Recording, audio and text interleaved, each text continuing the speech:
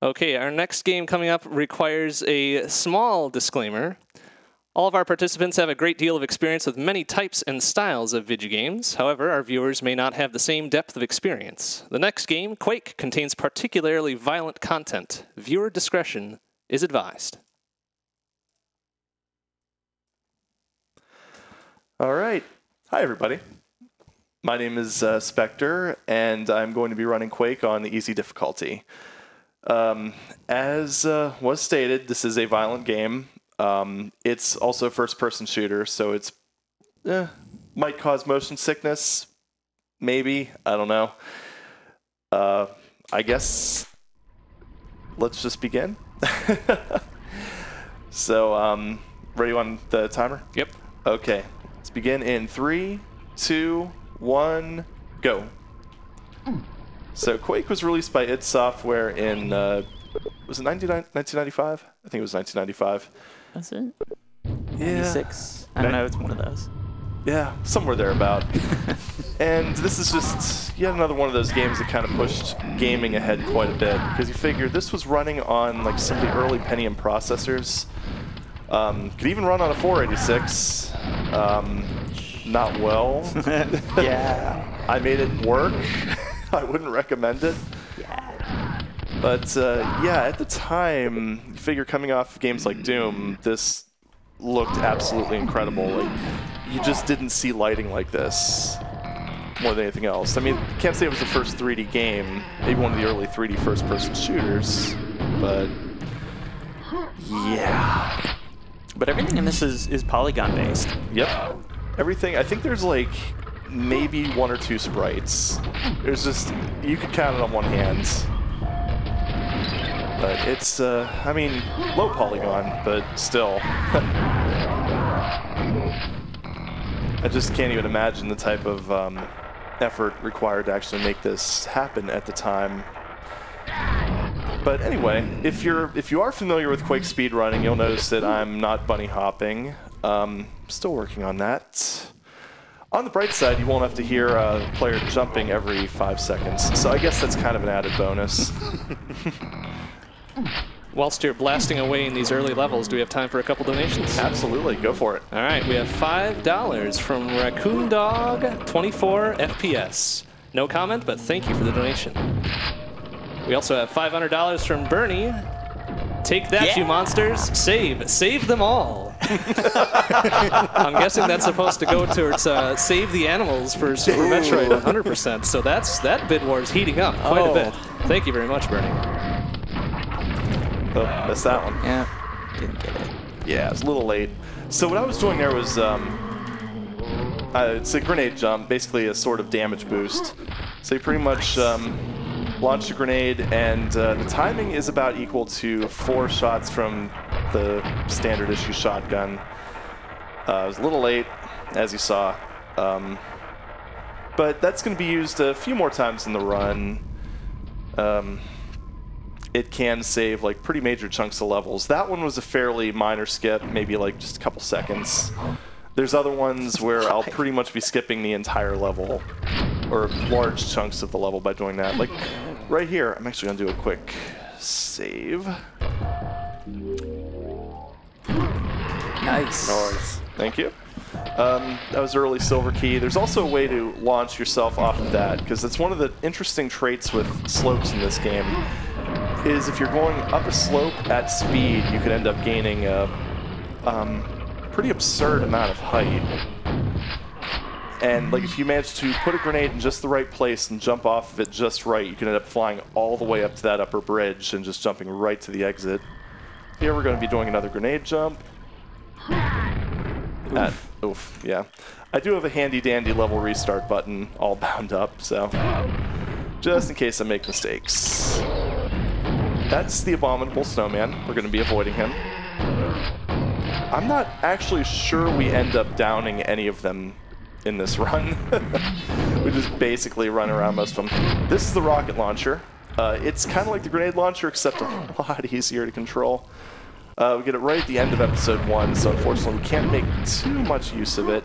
We were able to use it to skip the gold key. I'm going to grab that health just for a quick little bit of safety, because I end up with a little bit less than I usually do. I'm going to go ahead and raid this room. And we are already on the last level of the first episode. Quake is not a particularly long game. I butchered that one. Oof.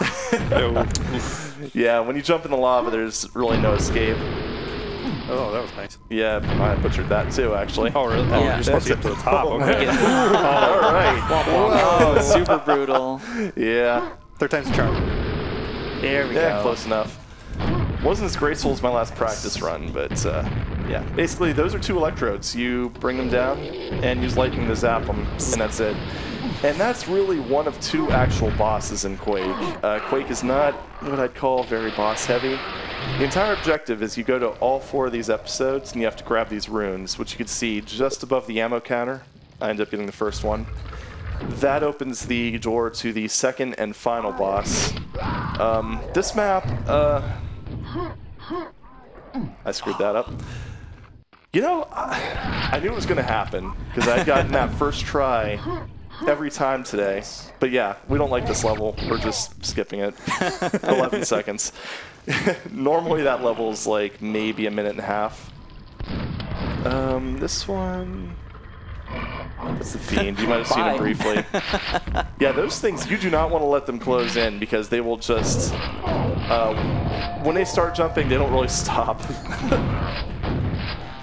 One technique you'll see me doing is just shooting at enemies once and then running past them. Basically, I'm just trying to trigger their pain frames, because that'll freeze them in place and prevent things from that from happening. Bad doggy. Yeah, that was unfortunate.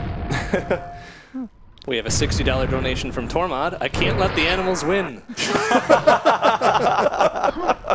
Goodness me, our bid war for Super Metroid 100% save the frames or save the animals has frames up at $560, with animals trailing not too far behind at $525. Okay, so everyone does realize that if you save the frames, that Oh, that was it. yeah. So you can see Fiend behavior right there. They just... And when they start jumping, they don't stop jumping. Wow, I can words. And they don't stop jumping, and they don't stop jumping. And knuckles and knuckles and knuckles. Exactly. Cool. There's also a lot of RNG in enemy movement, so whenever you do a restart, you kind of have to just, I don't know,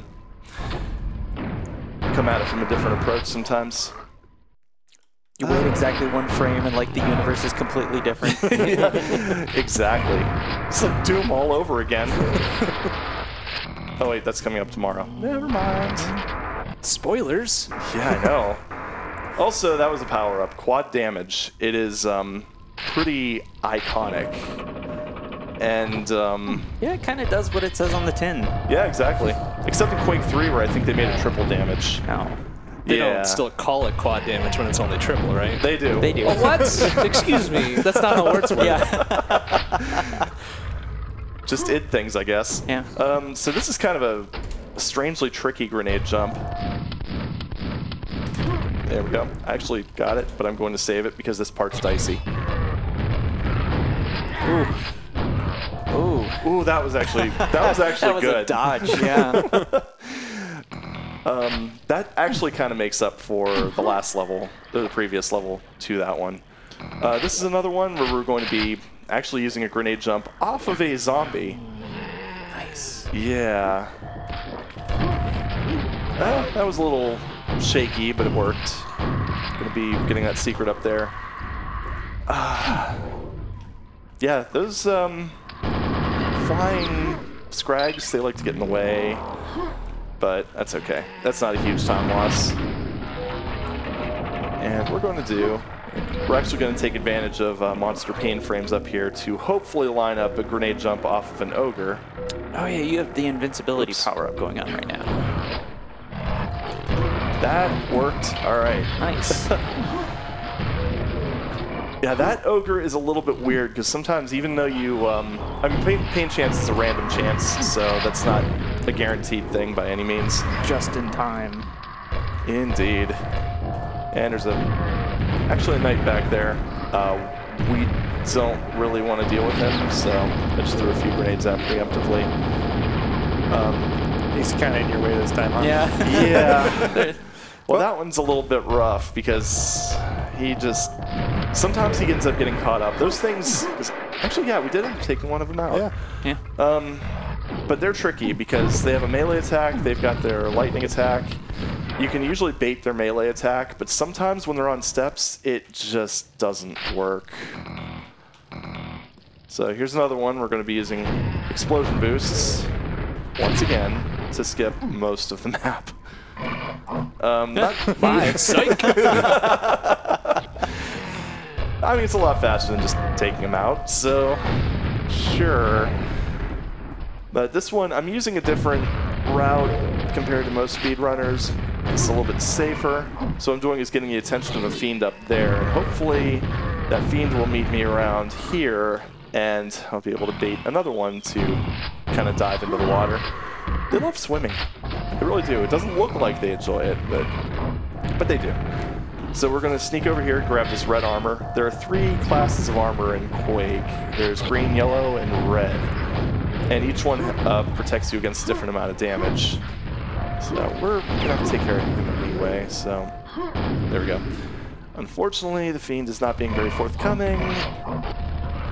Actually, he's just kind of being a jerk. He just wants a hug. Clearly. No, see ya. Oh, there he goes. Oh, he's having a time there. Yeah. No, I think what... Oh. Whatever. we'll just handle things. But what we're doing up here, this is the reason I... So what you do is you hit the switch and go back here, and eventually this door opens. And that skips a really long, like, auto-scrolly type of bit. Let's see if we can hit the ceiling. And that's why we make safety saves. There's also going to be another auto-scroller, and I believe it's the next level. Yes, it is. In fact, if you've ever watched a speedrun, you know exactly what I'm talking about. I don't. Tell us more. Oh, no, I would never. I wouldn't dream of ruining the surprise. Oh, boy. We have a $100 donation from Joe and Sammy B. No comment, but thank you very much. Hi, Mom. Hi, Dad.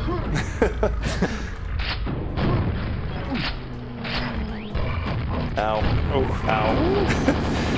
Like that fiend attack followed by a grenade at close range. Not the most pleasant thing in the world.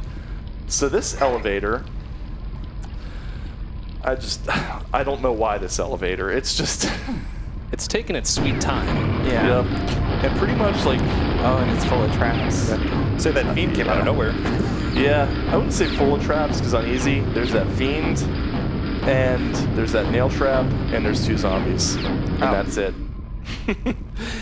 Outside of that, you're just kind of sitting here for about a minute, I believe. Come on, while we're young. Yeah. We don't have the music installed, so no elevator music either. Sadly.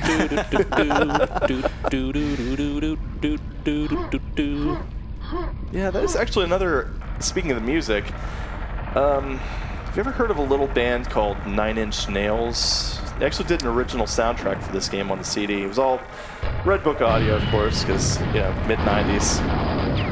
And, yeah, I think I've played the game with the music precisely once, because once again, on my little 486, the immense delay with switching audio tracks just pretty much brought the whole game down to a screeching halt.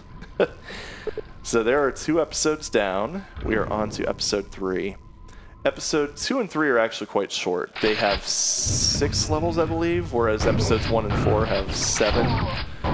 This actually is not that long of a game. The thing that's kind of pads out the length is, one, if you don't know about explosion boosting, which that probably shaves off half an hour at least. It's pretty significant. But the other thing too is that some of the levels, especially when you get into episode 4, kind of mazes. And they're quite dark. We did bump the brightness up a bit so that the game would be a little more visible on stream. But, ow. I think he likes that water. Yeah, right. Yeah. I actually, it's been so long since I've gotten stuck here, I don't actually remember how to get out. I don't know where this... Oh, boy. Sure, I'll take the mega health. That was unfortunate. Ah, jeez. It's been a long time since I've actually gone over this way. Oh, the start of the level. Nice. Well, yeah, I just think it does drop an elevator for you. No, I didn't hit that switch yet. Oh, well. So this is episode 3, map 1, again. Casey missed it the first time. Yeah. Indeed. But, so this is what I intended to happen. See, that's what happens when you get a little bit cocky, because what I was trying to do, because momentum's kind of preserved in this game, so when you're riding on a moving ledge like that, and you run forward and jump, you'll actually jump forward further, just because of that momentum. I was trying to shave off a couple seconds and ended up wasting several more. So this is the hardest grenade jump in the run that I'm doing. Basically, there's a trigger that goes up to about there, about that line right there. What I'm trying to do is jump in the little narrow gap right there. It's tricky. oh, so the key doesn't disappear? Yep, because if the key disappears, you have to go around half the map. Ah, that was too early. All right. That was close. But it's just kind of hitting it at the right spot. It's not like... I don't know. It's pretty exact. And it either takes me 1 try or like 10. But even if it takes you 10 tries, it's such a time save that it is actually valuable. That was bad. That was very bad positioning. It's right in the closet. Chucked you right into it. You kind of have to get almost in the middle. That's like, ooh, that's too far away. I mean, you could make it work in other positions, but it's tricky. Too late. Like that. Yeah, exactly. Yep. See, I wasn't far enough forward. That was really far forward. There we Nice. go. All right. There we go. That's what that's sort of supposed to look like. But this is the exit, like the end of the level right here. You basically just end up skipping a vast majority of it. And you have quads, so you can get through this pretty easily. The rest of this episode is pretty straightforward. It's mostly just, well, here's another grenade jump. This one's not too bad. Yeah, like that one I was pretty late on the jump, and it was enough. Yeah, I did figure that out. If you jump, like, as the trap is appearing, yeah, this guy's gonna be a problem. But if you jump, like, right as the trap is appearing, you'll end up skipping the first set of nails. I figured that out maybe last month. I don't know. And we're just gonna try to get these guys into a pain state. Oh, boy. Ooh, chainsaw. And thankfully that last staircase was pretty clear, so it wasn't too much of a problem. This is another map where we use... Tell me if you've heard this one before. It's another map where we use rocket jumps to skip half the map. Just gonna go ahead and take that. There we go. I'm not a fan of this elevator. So go over here, just take care of that ogre. That one always seems to be very accurate with his grenade placement. There we go. I'm gonna do a quick safety save here because, yeah, this is a... That sounds fun. No. You just landed right on him. Yeah, that's Nice. actually another physics quirk with Quake. If you end up landing on an enemy's head, you can't actually get on their head, unlike games like Doom, where they have infinite Z height. Problem is, when you land on their head, you just casually slide along it, because it's almost like you just lose friction altogether. So you can kind of influence your movement just with basic air control, but it's not pretty. I love how the game told you to jump up here. Yeah. Well, that's actually another thing when you think about it. When this game was made, I mean, the WASD control scheme wasn't standard, even mouse look. This game was actually intended to be played with the keyboard. There we go. It's grenade rocket jump, followed by a, I don't know, trick shot to the scrag. And we're going to take a quick detour here and get this quad. That just makes this part easier because I want this armor here. Okay, let's see. Can I take out the Yeti? Oh, yep. He went down. I heard it. I'm like, you know, it disappeared before I was able to really tell. Yeah. Oh, hi. And we're just going to go ahead and hop into the exit. So we skipped like probably about a third of that map with that grenade rocket jump. There's actually another way of doing it where you just use a set of 2 rocket jumps, but that's not as fun. I mean, explosions. Whoops. Color geometry, which I have to say, maybe it's because it's a low poly game, but you really don't get caught. Ooh, that hurt. I'm gonna grab this health. You don't really get caught on geometry all that much in this game. It's pretty... I don't know. I actually find like movement in this game to be better than a lot of modern FPS for that reason. Not as much to get tangled on. Yeah, it seems like a lot of the architecture in this is like convex almost. Yeah, that's actually a requirement for the level builder. Also, yeah, that's why you want to grenade jump over that, because those things, I don't know why I'm pointing at the screen.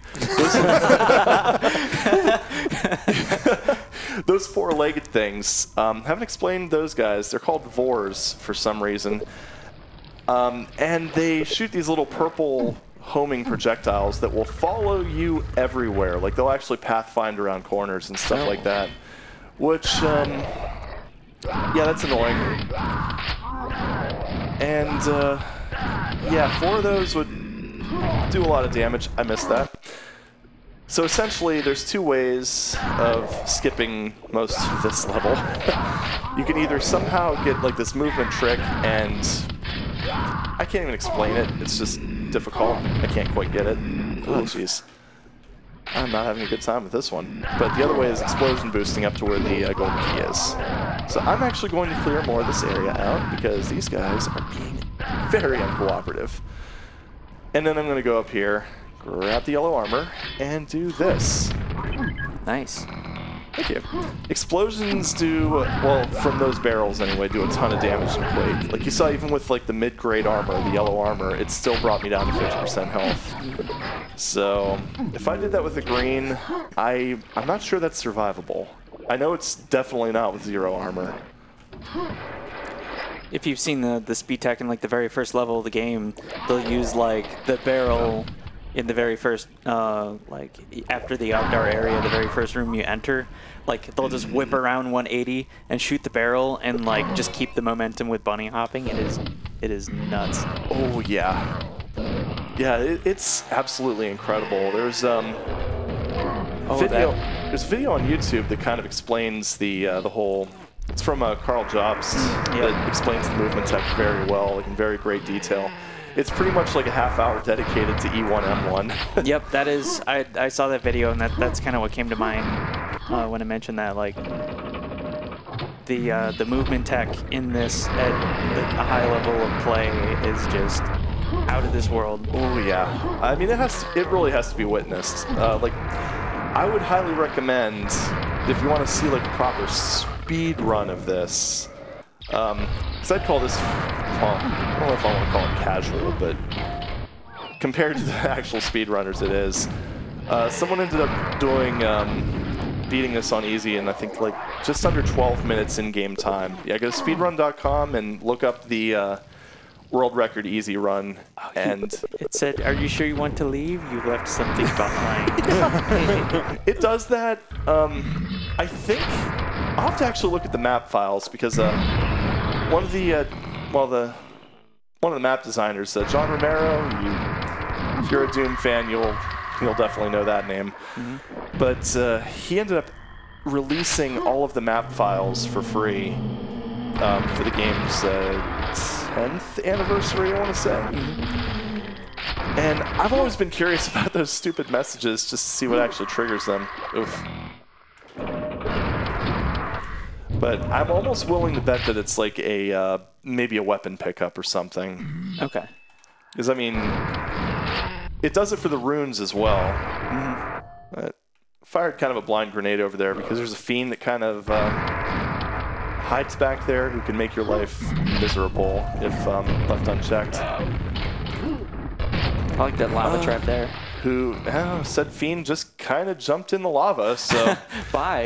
Yeah. Oh, no. Oh, no. Speaking of which. Just wanted to follow in after? Yeah. Your hubris. Yeah.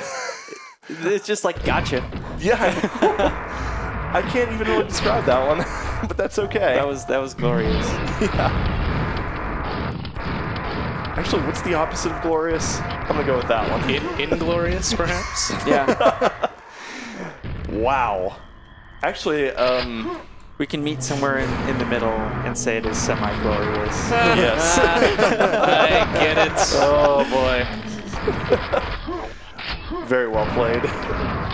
But I can actually legitimately say that in all the time I've spent playing this game, that's the first time that has ever happened to me. Yeah. You gotta have at least one of those. That's never happened before. Yeah. Oh, boy. Okay, well, let's try that again without that bit of horribleness. Also, you'll probably... oh, no, we're not going to do this again. I should probably mention that the enemies... That might actually be what caused that to happen. Enemy physics go really, really wonky when any sort of moving platform is involved. Like, case in point, if that fiend were to jump on there while it was moving, you would just see the... hi. No, you go away.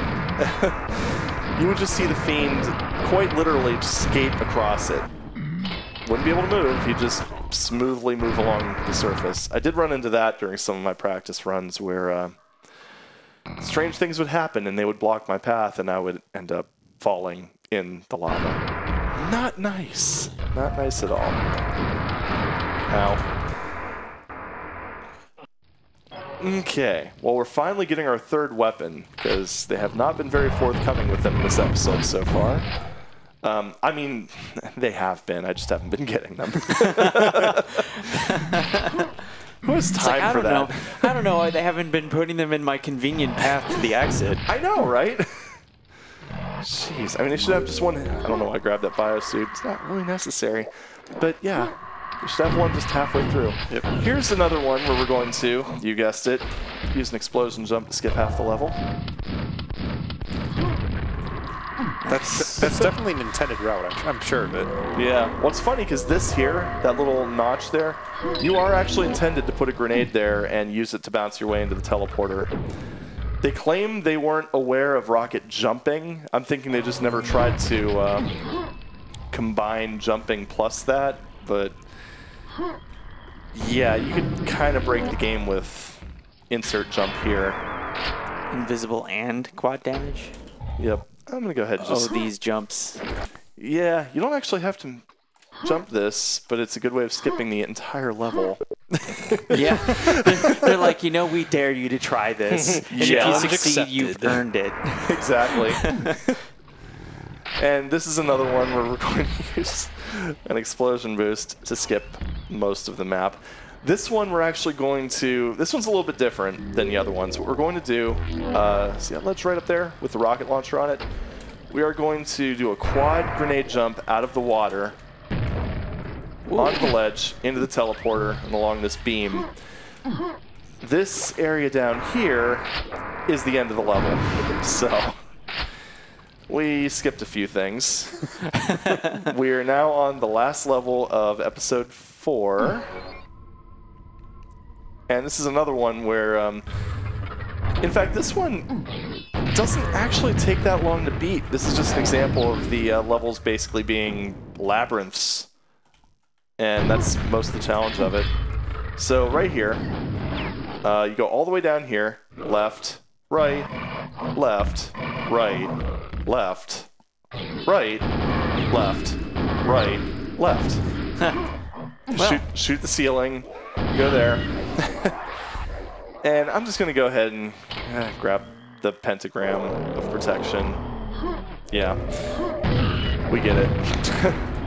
Go down here, and you hit this switch with the one in the ceiling. It raises the bars, and this pretty much takes you to the end of the level. Like, this area in the silver key is the end of the level. But if you were to play this casually, this would take you a while, because just that maze area. Wait, did I didn't actually grab the quad. That explains a lot. No matter. But yes, that area where I was going straight, left, right, left, right, left, right, left, right, left, right, until the end of time. I don't even want to tell you how long that took me to get through on my first time playing this.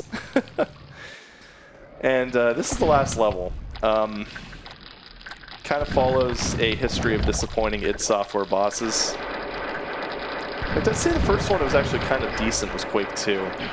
This one is one of those ones where it's just this massive set piece that doesn't lead to a whole heck of a lot. So we're just going to go ahead, skip that, rocket jump up here, and wait. Now what we're going to do is wait for that little spiked ball over there. Also, that Shambler can't hit us. Why is that? He's trying so hard. Yep. Yeah. So that spike ball, time by the way. Thanks for the warning. You're welcome.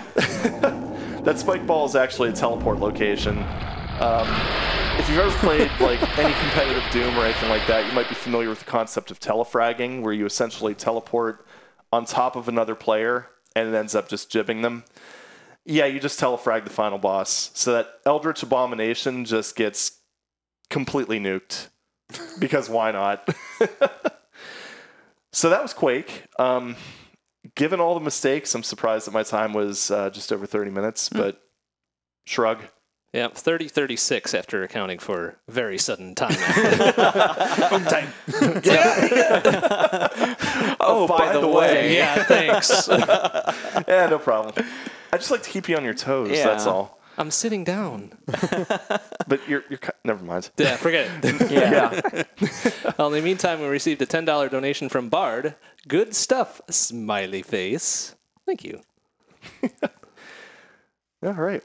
Thank you for your donations, everybody, and thank you for watching. I guess it's time for what? Sleep percent? It is time for sleep percent. No, sorry, bedtime percent. Bedtime That's how I percent. described it before. We need to make sure that we get the category appropriate. That's right. Exactly, That's right. Submit it exactly. for the proper SR.com leaderboards there. Yes. So thanks to everybody's generosity, we have met both of the incentive milestones for tomorrow.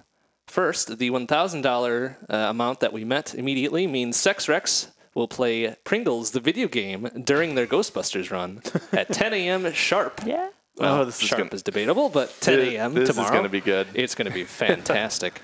As well as meeting an incentive we never really even got time to announce, which was originally set for $1,500 for myself and EI to put on a little exhibition show of the second final boss, Hibachi, for Dodonpachi Daifukatsu, as soon as we're done with our 3-match score challenge there. Since we're on the whole milestone train, let's go ahead and give a quick rundown of everything else going on. We also have a $4,000 donation incentive for the very last round of the marathon, sometime Sunday evening. That would be my run of Link to the Past Randomizer Key Sanity Edition. If we reach $4,000, I will also be turning on enemy randomization. So if you have some sort of grudge against me, please, let's donate to get that met. And also a secret incentive beyond that. So that's not going to be announced until whenever we feel like, really. Mm-hmm. The bid war is continuing to heat up with more lead changes. Save the Animals is ahead now at $645. And Save the Frames is still languishing in second place at $560.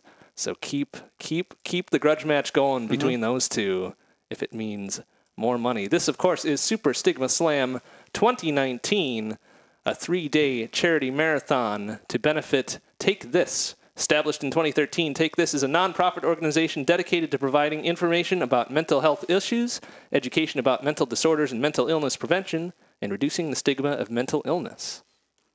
Well, since Spectre finished us off here for tonight, coming up immediately tomorrow morning, of course, is the 10 a.m. CDT run of Ghostbusters by Sexrex, followed by, stall for time,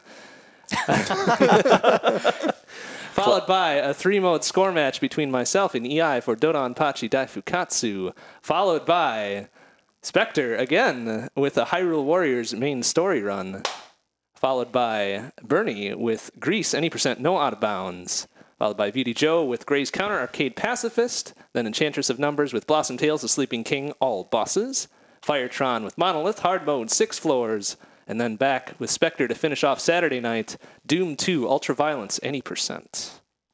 Is it more violent than this? That's debatable. Yeah, I'd say about the same. Probably more enemies. Definitely more enemies. Yeah. Probably more player deaths too. Yeah. Maybe. Because like in Quake, they only stick maybe a couple dozen, you know, roughly. But in Doom 2 maps, there's like up to hundreds. Oh boy. Yeah. It's going to be a juicy time, I think. It's going to be amazing. By the time we get around to that. Yep. Did you really think you'd have to bust out the content warning twice?